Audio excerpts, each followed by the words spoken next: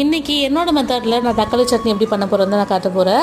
So கொஞ்சமாக oil ஊற்றிட்டு உளுத்தம்பருப்பு, பச்சை மிளகா, வெங்காயம் எல்லாமே போட்டு நல்லா வதக்கிக்கலாம். உளுத்தம்பருப்பு லைட்டாக வதங்கினதுக்கப்புறம் தான் போடணும். அண்ட் ரொம்ப குட்டி அளவு புளி போட்டுக்கலாம். புளி போட்டால் இன்னும் நல்லா டேஸ்ட்டாக இருக்கும், அதுக்காக தான். அண்ட் அது கூடயே உங்களுக்கு விருப்பம் இருந்தால் சோம்பு கூட போட்டுக்கலாம், அதுவும் நல்லாயிருக்கும். அது ஃப்ளேவர் வந்து சேஞ்ச் ஆகும். ஆனால் தக்காளியும் போட்டு நல்லா வதக்கிட்டு துருவின தேங்காய் துருவினதும் போட்டுக்கலாம். கொஞ்சம் அந்த குட்டி குட்டி பீசஸாகவும் போட்டுக்கலாம். போட்டுட்டு நல்லா வதக்கிட்டு அது கூட உப்பு போட்டு நம்ம நல்லா வதக்கி எடுத்துட்டோம்னா சூப்பராக வந்து தக்காளி சட்னி ரெடி. இது கூட கொஞ்சமாக இஞ்சியும் போட்டுக்கலாம். இஞ்சி போடும்போது ஃப்ளேவர் ரொம்ப நல்லாயிருக்கும். இதை அரைச்சி தாளித்து எடுத்துட்டா சூப்பரான தக்காளி சட்னி ரெடி.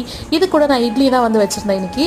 இட்லி அவங்கக்கிட்ட அழகாக இன்றைக்கி எடுத்து காட்டலான்னு பார்த்தா ரொம்ப நாளுக்கு அப்புறம் இந்த ஃபஸ்ட் டைமாக இட்லி பண்ணுவோம் இல்லையா, இப்போ தான் ஒரு 1 வீக்காக பண்ணிகிட்ருக்கேன் இந்த மாதிரி அந்த கிளாத் போட்டு. ஸோ எடுக்கலான்னு பார்த்தா எடுக்கவே வரல, நல்லா ஒட்டிக்கிச்சு. கொஞ்ச நேரம் ஆயிடுச்சு இட்லி ஆஃப் பண்ணி. ஸோ அதனால் நல்லா ஒட்டி. இன்றைக்கி சொதப்பல் இட்லி வித் சூப்பர் சட்னி.